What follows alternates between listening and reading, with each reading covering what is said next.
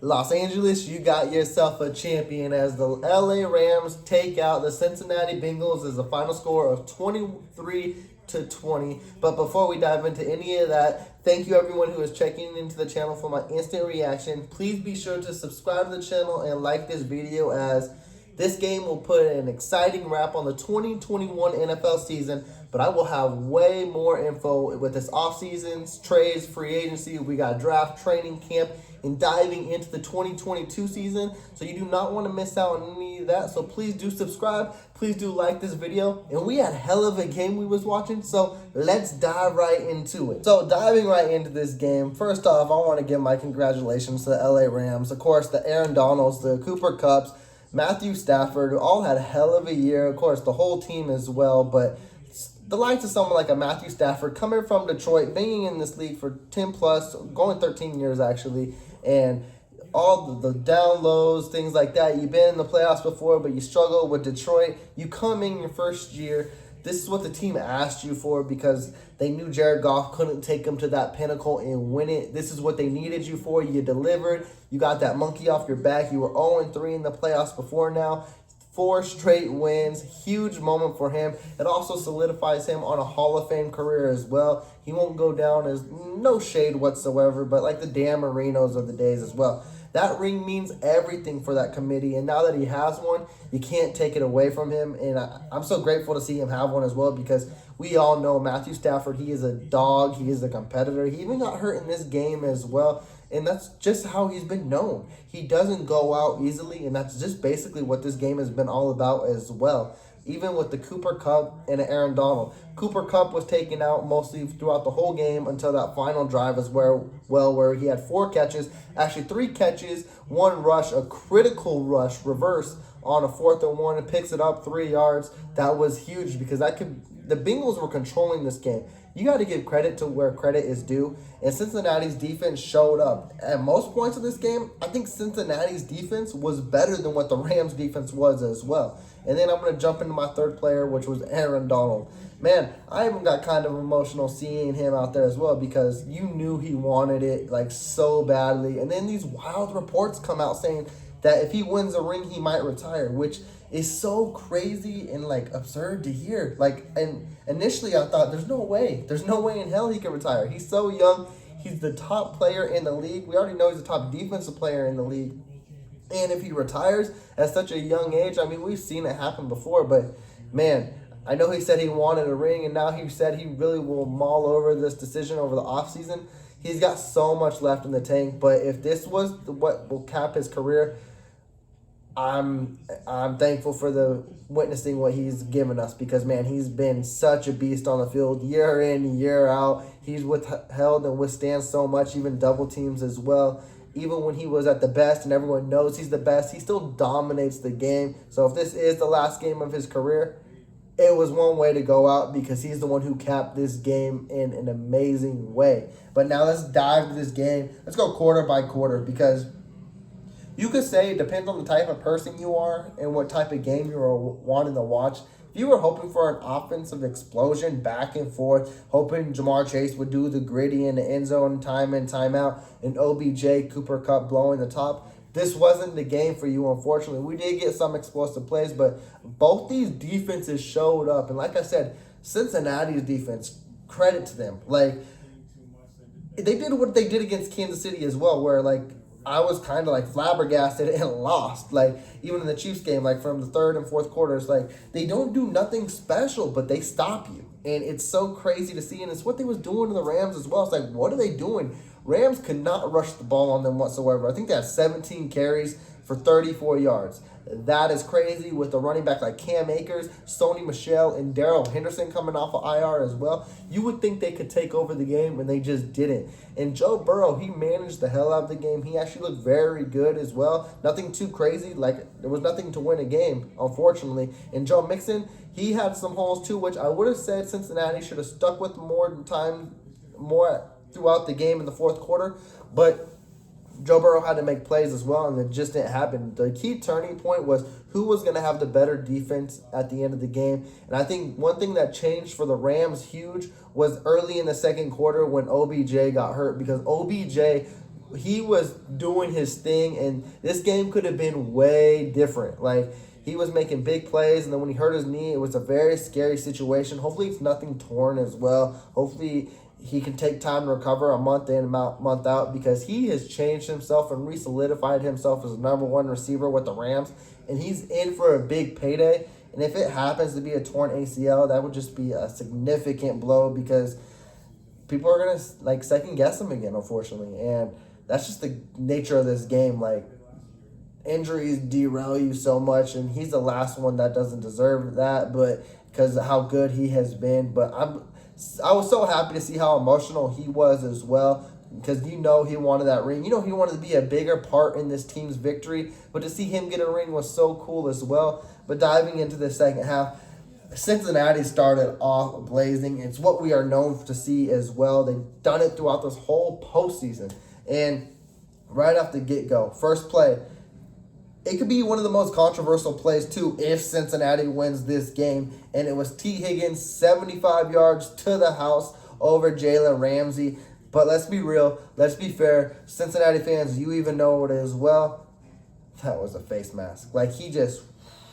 Now, did he sell it well? He did, because I don't think it was hard, but that was still a face mask. It should have been called, should not have been a touchdown, and it might have been a different story of the game, but here we are, and they go up. I want to say, it was 17-13 they go up, and then, the very next play or 2 plays later after the kickoff, Stafford throws an interception. We know he's known for doing it. I don't want to blame him as well. That thing was just deflected right off. Was it Jefferson? No, I can't remember. It was the guy coming in for OBJ.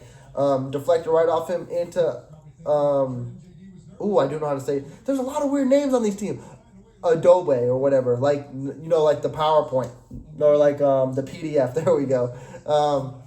But yeah, he made a hell of a play on the ball. And then Cincinnati, that would have been the statement there. If they could have punched in a touchdown, they would have made a statement on LA like, we got you on the ropes. This is our game. They settled for a field goal. Now they're only up a touchdown. And then that's when both defenses started chiming in, specifically the Rams. It was actually on that drive as well where Aaron Donald, he shoved Joe Burrow out of bounds. And it was a legal hit because he was still in bounds. But then since his own linemen come after him, start shoving and pushing him. And you just ignited the man because there was no turning back from there. He was on fire. That whole D-line was on fire.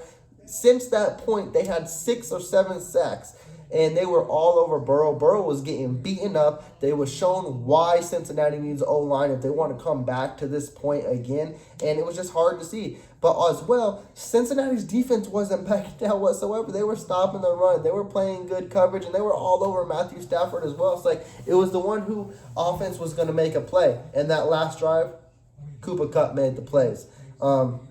You could tell Sean McVay was getting annoyed because he could not trust any secondary receiver. You could tell they were missing Odell so much that Stafford was like, Sean McVay and Cooper Kupp was like, hey, we're going to live or we're going to die by it. Stafford, if you throw a pick, you throw a pick. It is what it is. But force that to Cooper Kupp. He's like, I'm tired of seeing it. We're going 3 and out way too many times. And that's exactly what he did. He was just forcing it to Cooper Kupp, and Cooper Kupp was making the plays.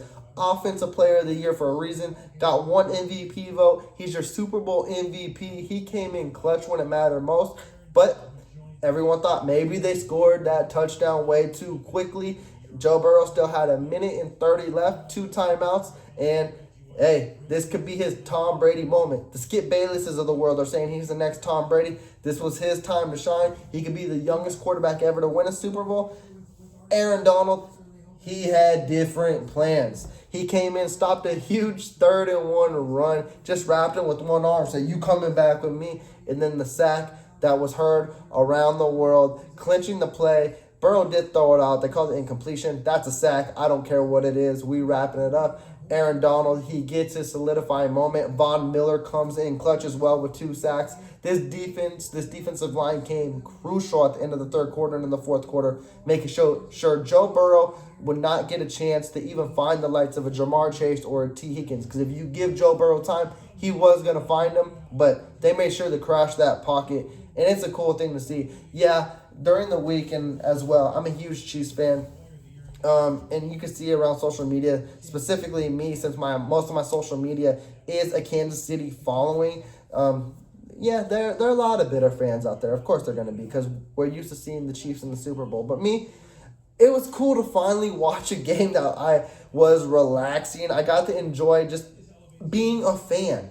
I'm not of the Bengals and Rams. I wanted a good game. I got it. We got a great halftime show as well. It was so good that Evan McPherson even had to say, screw the preparation at halftime. I'm going to make my kicks regardless. Let me watch a once-in-a-lifetime legendary halftime show. It was a great Super Bowl. It was so exciting to see. And like I said, to actually be chilled and relaxed and not stressing over the Chiefs, because one, we won and the other we lost. And you just never know how games go. So I'm grateful to watch and just relax. But next year, I'm hoping we back in it. We definitely going to be favorites to go back. But just appreciate what they gave you, especially if you weren't a fan of either of these teams. They put on a great show, and I know the NFL market is glad to see that as well. It's so cool to see Stafford finally get a ring. I think that's my biggest takeaway as well. Like the Staffords and Aaron Donalds, they deserve this so much. And then, man, you got to fast forward into 2022, because there's going to be some big turnarounds for both teams. LA Rams, they did what they needed to do, and they did it for a reason. They traded all these picks to make sure, hey, we're all in for this year, and it worked. It succeeded. Years before, we've seen them do that, and it didn't work out so well. Now they did, but fast forward to 2022, Sean McVay's got to have something up his sleeve, because this is going to be a big, different team. They got to re-sign Odell. Got to see what they want to do with Robert Woods, Von Miller. Is Aaron Donald going to retire? Extend Matthew Stafford. They got a lot of key pieces. As well with Cincinnati. Me and Tim mentioned it. It's, man, that AFC is loaded. This quarterback group is so, young and talented. Can they come back to the Super Bowl? They definitely got the talent, but if they don't rejuvenate that offensive line, Joe Burrow is in for another long year, and I would hate to see him get hurt, because he is definitely a great young talent as well. But to me, this was the one Cincinnati needed the most, because I don't know if they'll get back. Sean McVay, I could see him getting back to this game, because he is that type of coach. The Rams are that type of management where they're going to make sure they're back. I'm not sure if Cincinnati is that type of team, but you never know. And as well, they play in a tough division as well. The Ravens will be back and firing once they get back from every injury. The Steelers, if they get a right quarterback, Mike Tomlin still doesn't have a losing season. They'll be back as well. And who knows what Cleveland will do. They still got a young team as well. If they can recork everything that's happened around, if Baker Mayfield can come back from an injury, things can look greatly different. Cincinnati, I love what you're putting on the field. I just think you needed it more. So it's going to be interesting to see what this 2022 season came in. But hell of a way to wrap up this 2021 season. Exciting fashion. Congratulations to the LA Rams. And without further ado, that will wrap up my Super Bowl reaction to the Rams defeating the Cincinnati Bengals. Like I said, we are wrapping up the 2021 NFL season, but that doesn't wrap up this channel whatsoever. I got a mock draft probably coming out tomorrow, so you guys stay tuned. It's going to be an interesting one. I know it's going to get fans weary of where I'm looking, but like I said, and like I will say in that one as well, is I'm new with these prospects, but once we dive in and week out when I get these mock drafts in, we're going to get better at this. I'm going to analyze every team in depth as well, so you do not want to miss out on any of that. Free agency is live. It is going to be popping. Jimmy Garoppolo could be going places. Carson Wentz can be going places. Kyler Murray, he might not be a Cardinal next year. We're going to dive all into that. This 2022 season is going to be live. Just because the Super Bowl wrapped up 2021, this channel will still be kicking. So please do be sure to subscribe to the channel. Please do like this video. And if you guys are checking in with me, thank you. I greatly do appreciate it. And with that, I am checking out. You guys take care.